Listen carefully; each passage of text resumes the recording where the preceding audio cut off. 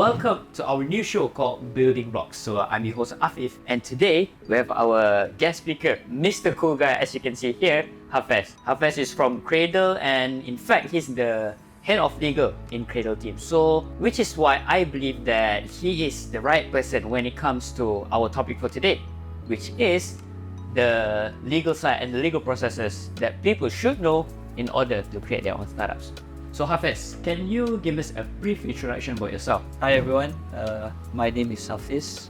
I'm the head of legal affairs in Cradle. I've been here almost 8 years, almost to 9 years. Before this, I was in the banking sector. I believe when it comes to making a successful company or startups in this particular matter, it requires not only the savviness of the founder in terms of doing the business, but also certain legal fundamentals should be there. And I think the governance part, something young founders cannot run away. As they grow, they will go for due diligence. And if this governance part is not being taken care of, it's somehow going to be a problem for them. So, okay, let's jump to the first question, Hafez. So, we know that in the startup world, in order for a person to start their own startup, it's neither easy or nor difficult, because they need to know the legal stuffs behind creating a startup, right? So why do you think it is important for people to know the legal side of things before they start their own company? I think because of certain movies, macam Social Network, all this put into the ideas of these early startup founders that doing business is easy. Everything will be fine and dandy. But the truth is, it's super difficult. There will be times that the business founder do not have enough money to pay off the salary or even the rental. So for me, legal matters is equal important as raising business. Because if your foundation is not strong enough, and when you go big or when you go super fast without considering all this foundation be strengthened first, there is a possibility of a fall down. I give you an example. One of the most important part of legal that I think the founders should look at is at least the legality when it comes to the relationship of founders, of the partners. Okay. How you govern the relationship between your partners. So this is important. This relationship that you are talking about, is it between you as the founder and the other founders, or? Actually, I was referring to shareholders agreement, Yeah, shareholders founders agreement. I give you an example. A lot of problem happen. It's not that when company does not have any money. Okay. A lot of problem happen when the company is earning so much of money. It goes back to, hey, I'm doing this much, you're doing that little. Why you are getting equal with me? So if all these points are not being regulated in the agreement at the early stage, before the company is busy, then the problem will start to appear. That makes sense. Now I'm starting to see more clearly on why it is important. People should know about this legal side of things, because some of these things are quite technical. Okay, so now we move on to the legal processes. So why is it important for people to know about the legal processes? And what if, let's say I want to build a startup, right?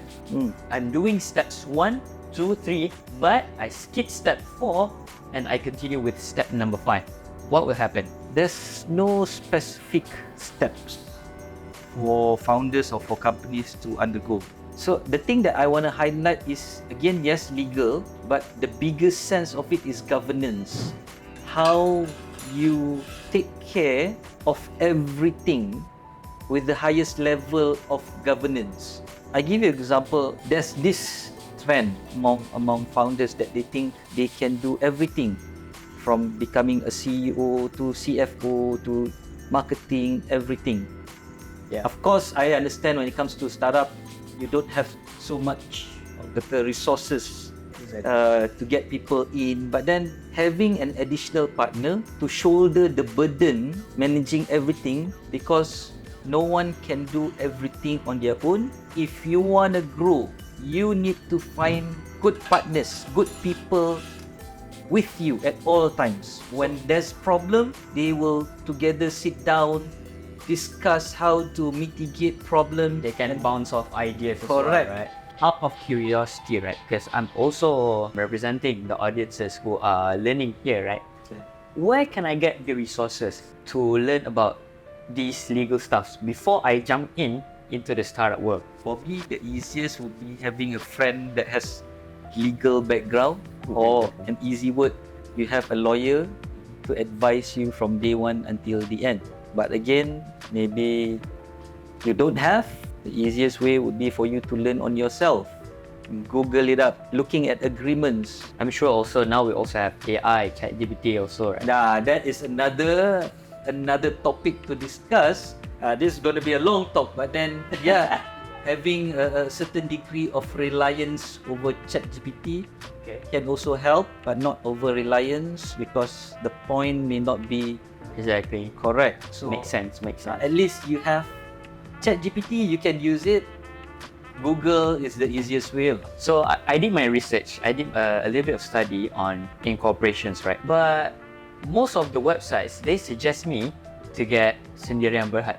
You have any reason for that? Why is Sendirian Berhad is superior than others in a way, or is it just because it has some other advantages over the other types of incorporations? I have received a lot of this question, why Sendirian Berhad and why not others? And I think for those that know me, I have been championing Sendirian Berhad all the while. Why Sendirian Berhad? Again, it goes to the governance part of doing business. Of course, maintaining Sendirian Berhad is quite expensive as compared to others. Example, enterprise, where you don't need company secretaries, you don't need to file your accounts. Sendirian Berhad provide a higher governance. So in a way, you're saying that you are more safe legally when you have Sendirian Berhad? You can say that. Alright. Again, if you, an enterprise owner, should there be any issue, it will go straight to you. Whereas, if you open a Sendirian Berhad, when you created, it is an entity of its own. It can be sued and it can sue others. So, it's like a protection, a layer. It doesn't go direct to you. But for me, my answer would be easy. If you think that you will not rely on other people's money for your business, then for me, you are okay to go with enterprise or others. Okay. But if you are keen to get maybe investors, if you are keen maybe to get financing from bank, might as well you create Sendirian Berhad, because the requirements of a bank is Sendirian Berhad. There's no way about it.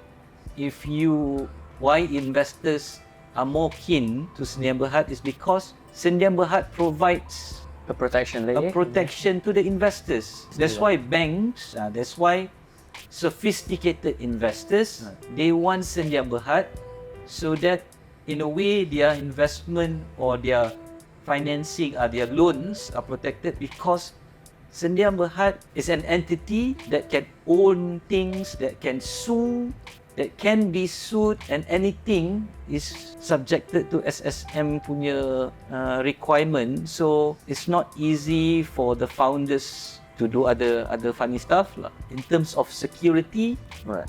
I believe investors or financial institution would keen to provide more to a Sendirian Berhad as compared to others. Because of the mentioned cushion and the layer of protection you mentioned just now, right? Yes.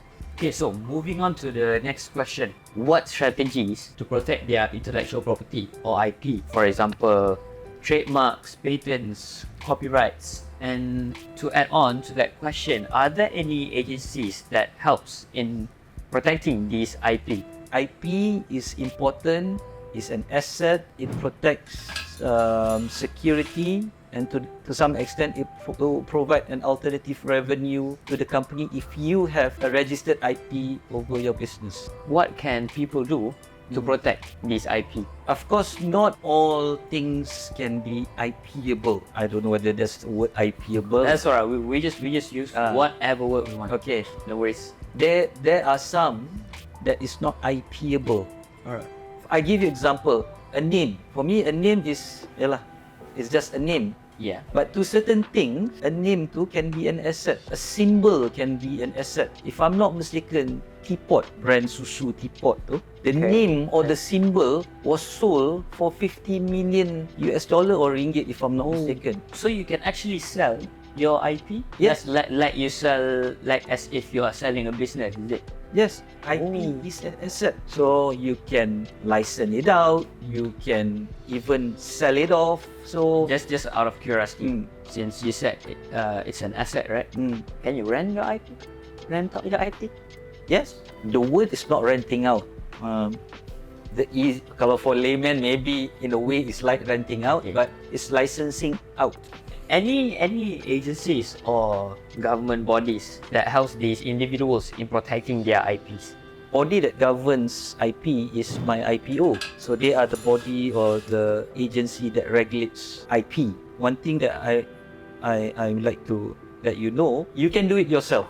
Oh, is it? How? How is going to be a longer discussion, but then you can go and do the necessary papers on your own and file it to my IPO. Normally, the one that does it on your own would be professors yang memang trained to identify each and every angle of their product. But then if you don't have the skill set to file it on your own, you can always get maybe an IP agent or lawyers. There are some lawyers that is doing IP stuff. Do you have any recommendations on what IP agents or lawyers that people should know of? Well, there's a few. To be easy, you can always go to www.mystartup.gov.my. I like that. It's My Startup. So in My Startup, for those that has opened My Startup, there's a section of service providers. Yes. So in that category, you can find IP agents, lawyers. You can check their details because everything is listed out in that My Startup portal. So check it out. Alright, so that's about it. Thank you, Hafez, for being here with us today. I truly learned a lot. For me, as a person who I call myself a dummy when it comes to the startup world. As of now, I hope by the end of this building blocks, I get to know a lot about the startup world. And thanks to you. But now we have to cut it off first since we don't have enough time. However, we'll continue with the second episode of Building Blocks where we dive deeper into also the same topic with the same Mr. Cool Guy here. And don't forget to hit the like button, subscribe, and share to your friends who are interested in starting a new startup. Until then, keep building your dreams one block at a time.